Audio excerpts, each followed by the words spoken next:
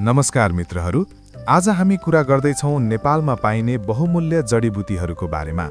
नेपाल जैविक विविधताले भरिपूर्ण देश हो, जहाँ हिमालदेखि तराईसम्म हजारौं प्रकारका औषधीय वनस्पति पाइन्छन्। तीमध्ये केही जडीबुटी विश्वमै अत्यन्त महँगा र दुर्लभ मानिन्छन्। यार्सागुङ्गा यार्सागुम्बा विश्वकै सबैभन्दा महँगो जडीबुटी मानिन्छ। यो हिमाली क्षेत्रमा 3500 बाट 5000 मिटर उचाइमा पाइन्छ। यसलाई शक्तिवर्धक औषधिको रूपमा प्रयोग गरिन्छ। अन्तर्राष्ट्रिय बजारमा यसको मूल्य लाखौं रुपैयाँ प्रति केजीसम्म पुग्न सक्छ। जटामसी जटामसी मानसिक तनाव कम गर्न र दिमाग शान्त राख्न प्रयोग गरिन्छ। यसको तेल सुगन्धित हुन्छ र आयुर्वेदिक औषधिमा धेरै उपयोगी छ। यो मुख्यतया हिमाली क्षेत्रमा पाइन्छ। चिराइतो चिराइतो ज्वरो र मधुमेह नियन्त्रणमा उपयोगी मानिन्छ।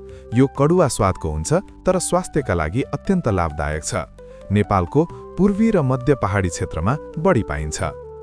सर्पगन्धा सर्पगन्धा उच्च रक्तचाप र निद्रा सम्बन्धी समस्यामा प्रयोग गरिन्छ।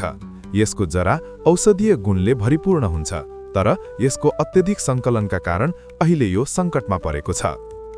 पाँचौँले पाँचौँले दुर्लभ हिमाली जडीबुटी हो। यो शरीर बलियो बनाउन र परम्परागत औषधिमा प्रयोग गरिन्छ। अवैध तस्करीका कारण यसको संरक्षण आवश्यक छ।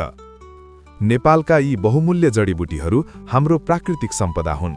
हामीले यसको संरक्षण गर्नुपर्छ र दिगो रूपमा उपयोग गर्नुपर्छ। यदि तपाईलाई यस्तो ज्ञानवर्धक भिडियो मनपर्छ भने लाइक, शेयर र सब्स्क्राइब गर्न नबिर्सनुहोस्। धन्यवाद।